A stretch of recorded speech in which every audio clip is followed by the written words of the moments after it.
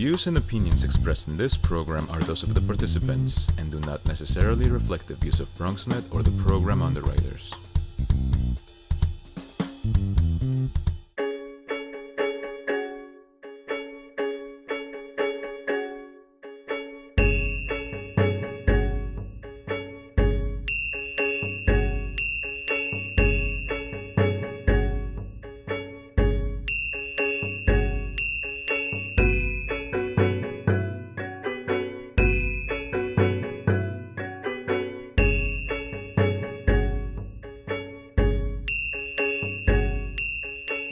Hey, this is Despina Afentouli, and this is Modern Odyssey on BronxNet and beyond.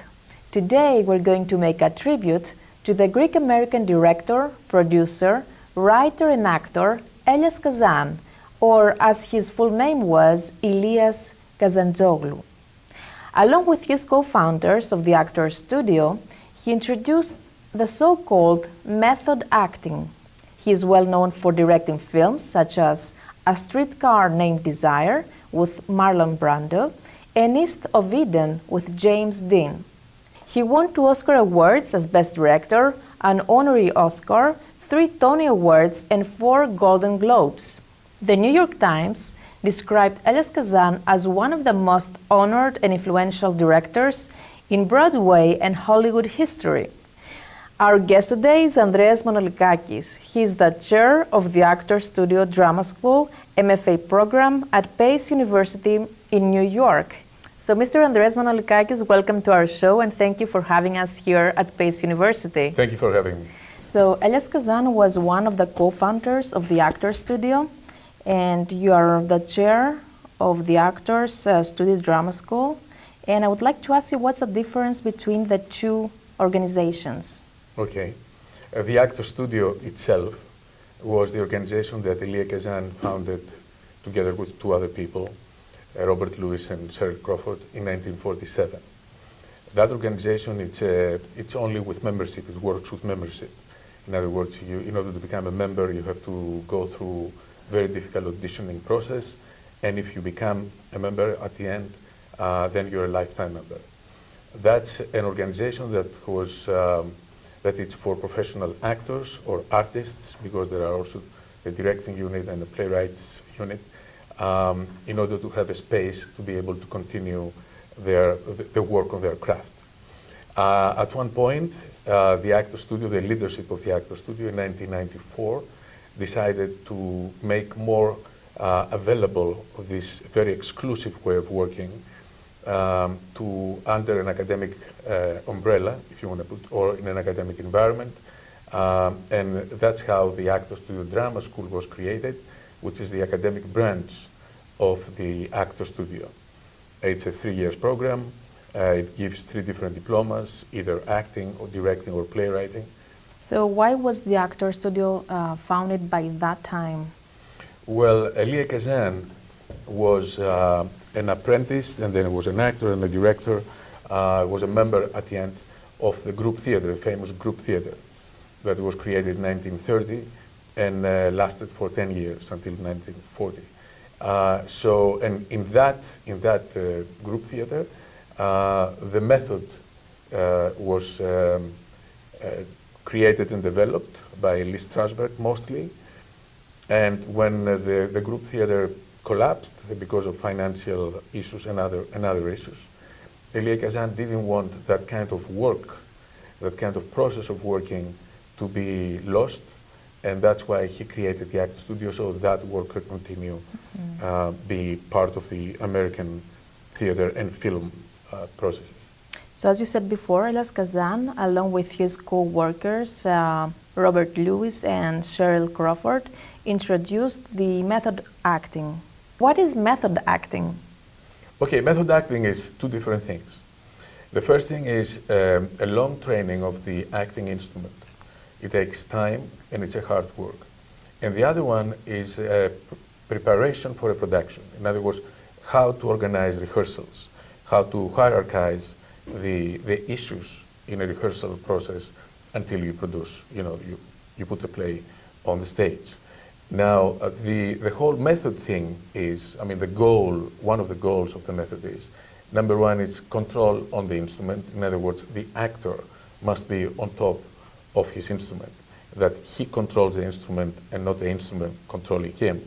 That means that when you have an emotional reaction on the stage, you are able to control that reaction and be able to speak, to move, to function. Instead of you have an emotional reaction and then you cannot move, you cannot talk, you are paralyzed. That's one of the major elements. The other thing is really the method training and acting is humanizing acting. In other words, it has to do with the individuality of the expression.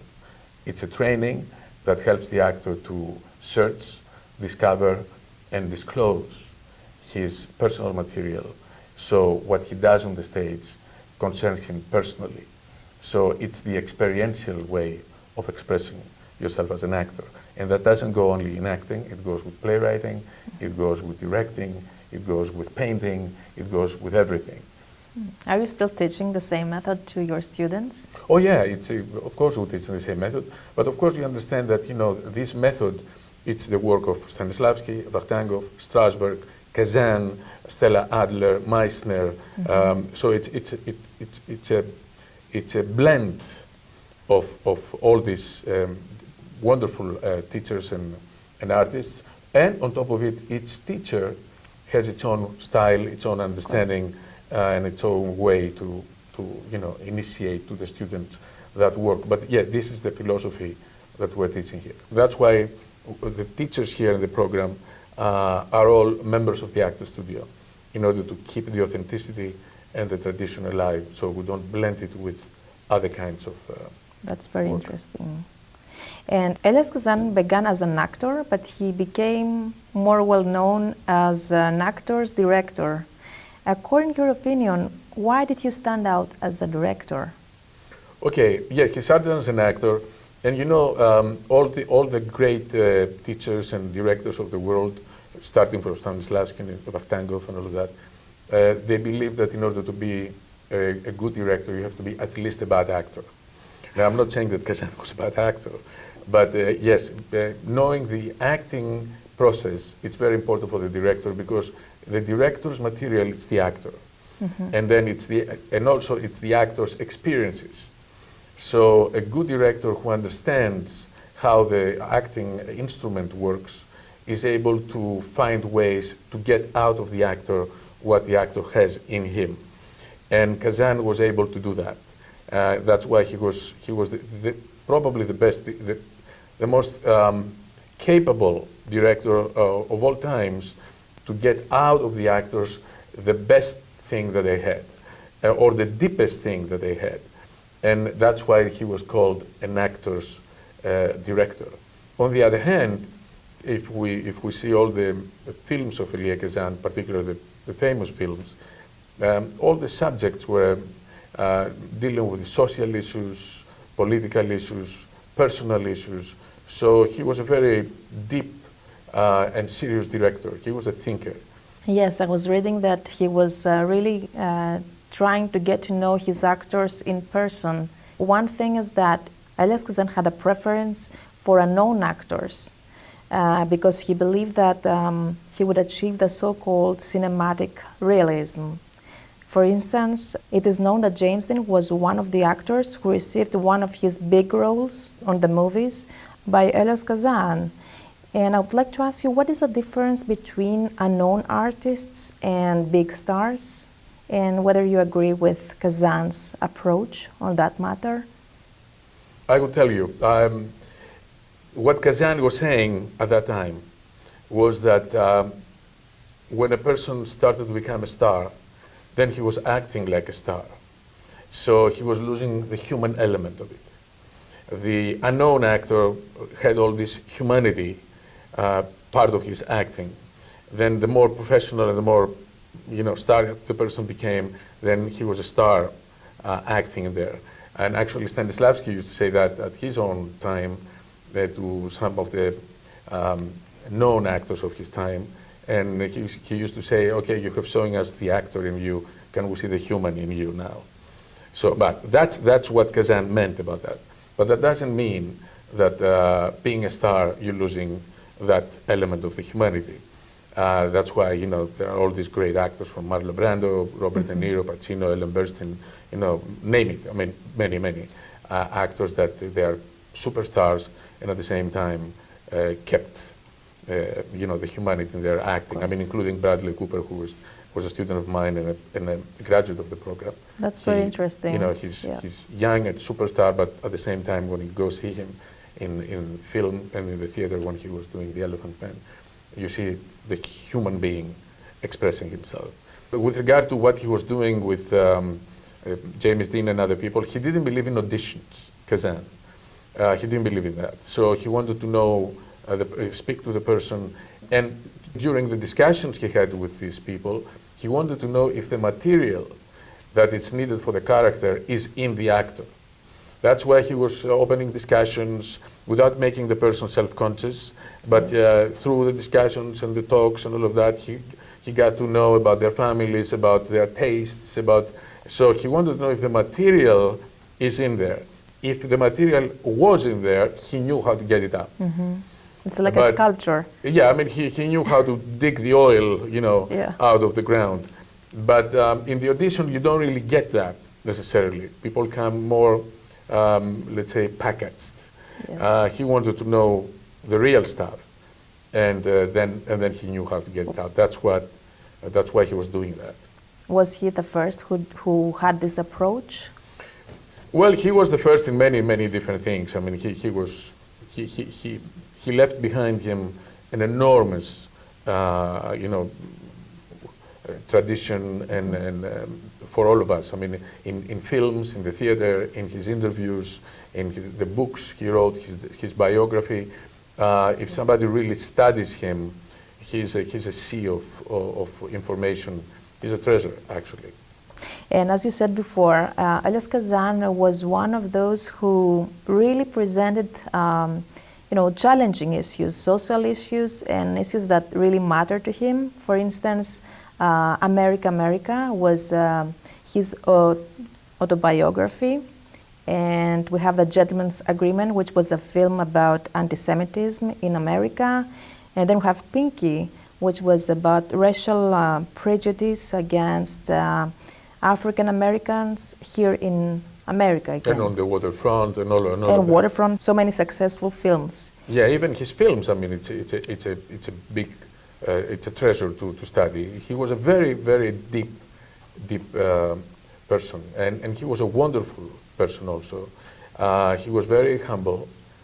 He was very approachable in the sense that, you know, he was not snob. He was not, you know, he was very human in his dealings with people. He remembered. He had an enormous memory, and I have heard that from other people. Have you met him? Oh, I have met him at the studio. Yes, a number of times, and he was really very gentle, very tender.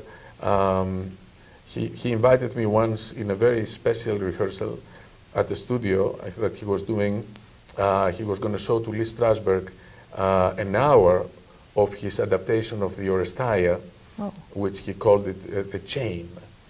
And for me, it was a huge lesson, because not only I was invited in a very special, you know, rehearsal at the studio by him, but also the fact that after the 1 hour was over, Kazan sat on the stage like a student on a chair, and then Strasberg for a whole hour was giving his criticism, and Kazan didn't open his mouth. In other words, he didn't resist, he didn't defend his work. He listened and listened, and, you know, I was watching that, and besides all the beauty, you know, of what Strasberg was saying and what I saw before with Kazan's direction, Kazan's attitude of listening to the person with respect, even if he agreed or not, God, only he knows if he agreed or not, it was for me a special lesson for being, you know, for allowing the person to give you the criticism and be without any defense. Take it and do whatever you want with it, which is very important in life in general. Yes. Because usually people ask for opinions, but deep inside they ask for what they want to hear. And Kazan was completely the opposite. And he was very unique in everything he was doing. I mean, he used to say, I appreciate your opinion, but I'm going to do it the way I want to do it, the way I feel like doing it. He didn't say that to Strasberg, by the way. Strasberg was right. He gave him very bad criticism for what he did, and eventually the producers didn't put the money, so that didn't go. Unfortunately, we missed that opportunity to see his own adaptation of Odyssey. He was always friendly. I met him a couple of times in the street. I had a problem of recognizing who he was, because it's not ordinary, to be in the street. I was on Broadway once in an afternoon, and he was coming down with a hat, the captain's hat, the famous Greek captain's hat, and he looks so Greek. I mean, he looked so Greek. And I looked at him coming, and I said, how do I know this guy? What do I know this guy? And as he was coming closer, he remembered me. He said, oh, look who's here, how are you? I thought, oh my God, it's Elias Kazan. The memory was unbelievable. Yes. And I was nobody. I mean, I wasn't even a member yet.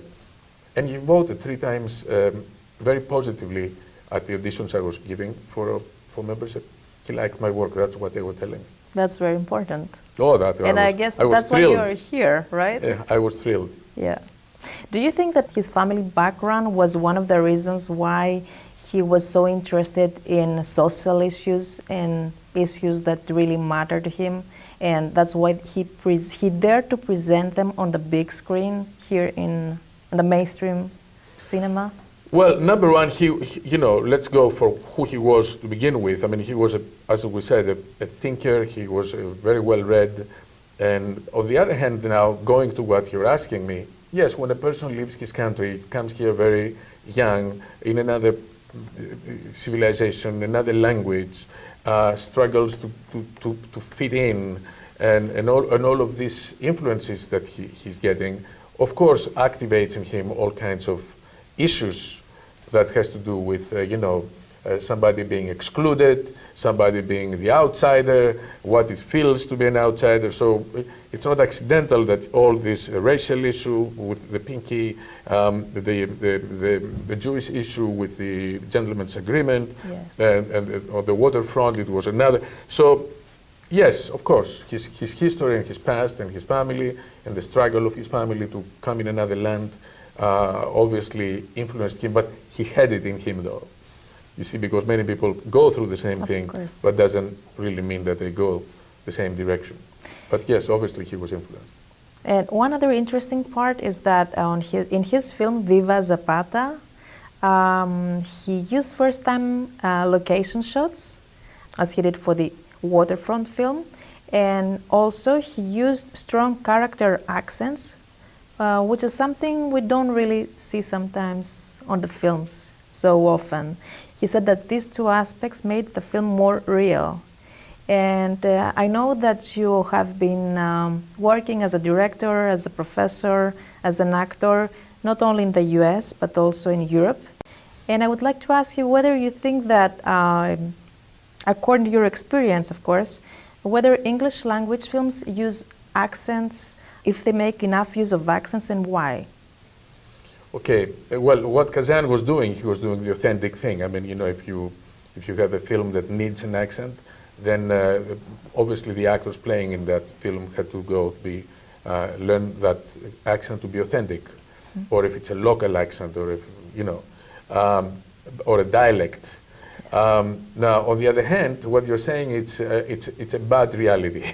It's a sad reality that unfortunately European or other nationalities actors don't understand, except if they come from English speaking countries like England or South Africa or Australia, this Canada, No, it doesn't allow accents.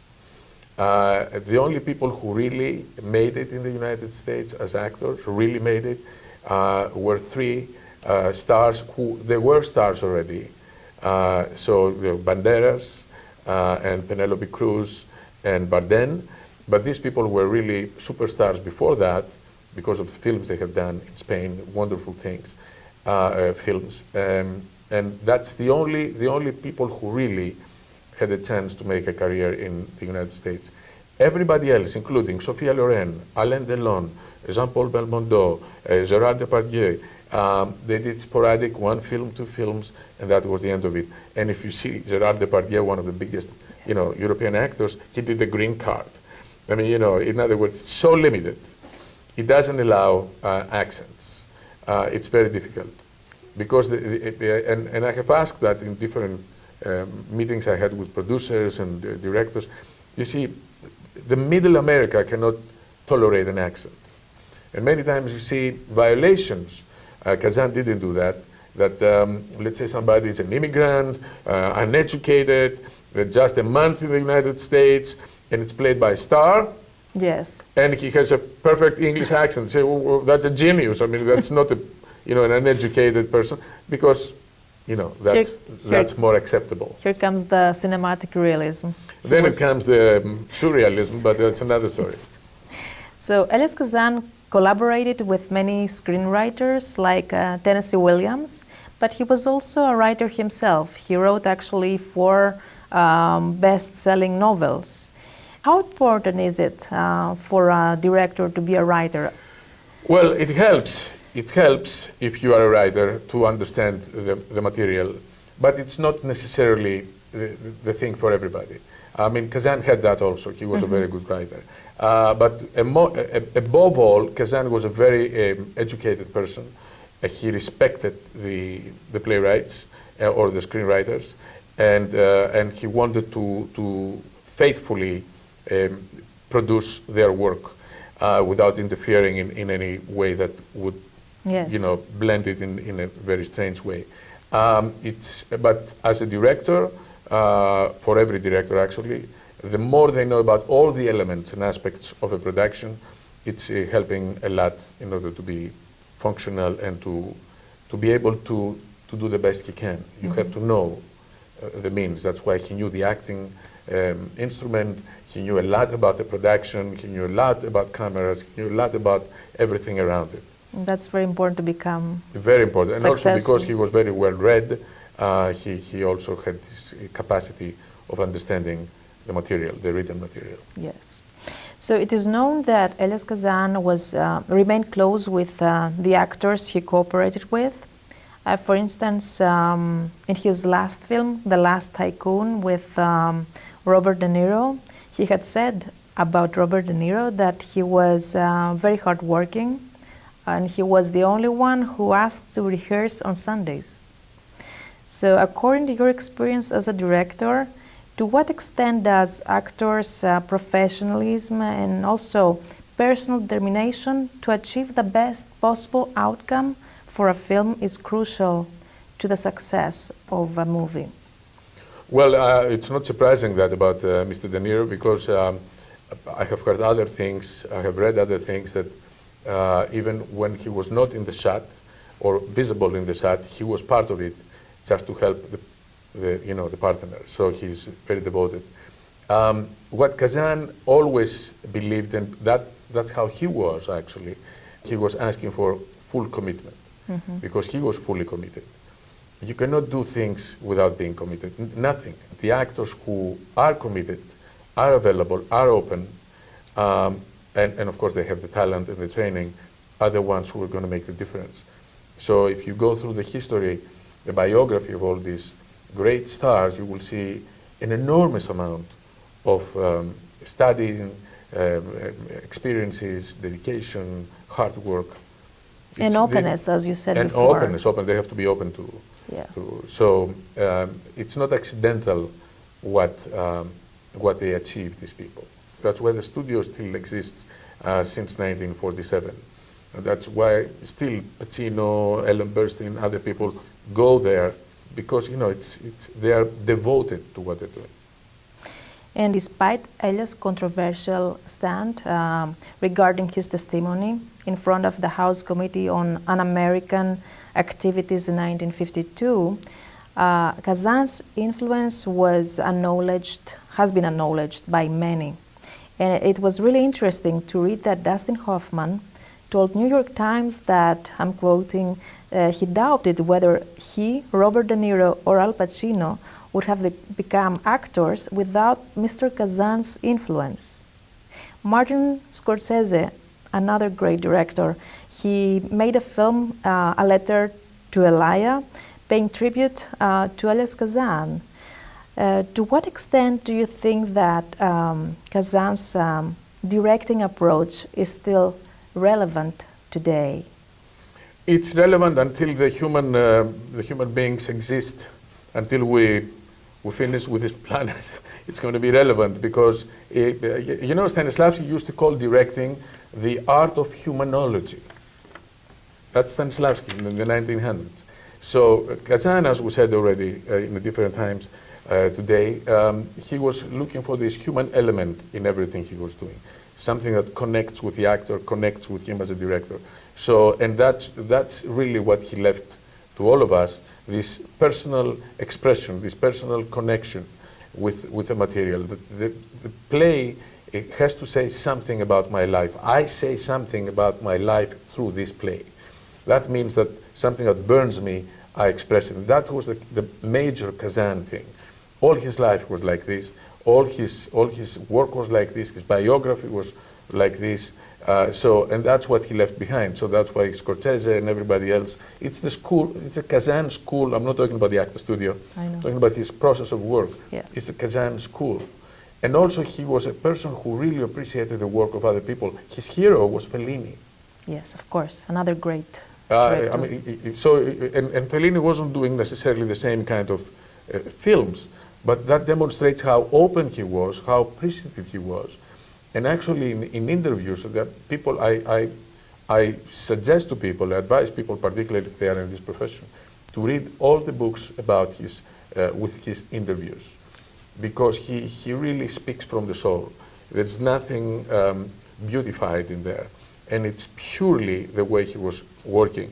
They asked him at one point, do you doubt about your work? And he says, yes, I doubt about my talent often. About my talent. Elias Kazan said that. Yes, that takes a person who is really available and open. And then he says that, yes, it's the most difficult thing in the world. It's when you find yourself at a dead end, that you know that you cannot do anything better than that, and you're stuck. So it's very important for all of us to hear that, because if this giant says that, it gives us the freedom to fail in a way, right? It's not just a methodology, because he took the Strasberg method and he put it into the actor studio. He brought Strasberg, and Strasberg until the 1992 that he died, he really, you know, gave all this knowledge and training to all these artists. And Kazan was using them in his films, in the theater. But it's also what Kazan was as a person, and that's what counts for all of us. Mr. Manolikakis, thank you so much for this wonderful discussion about Elias Kazan. Thank you for having me and giving me the opportunity to speak about Elias Kazan. And thank you for watching Modern Odyssey on BronxNet. This was Despina Afentouli. Until next time, Gεια σας!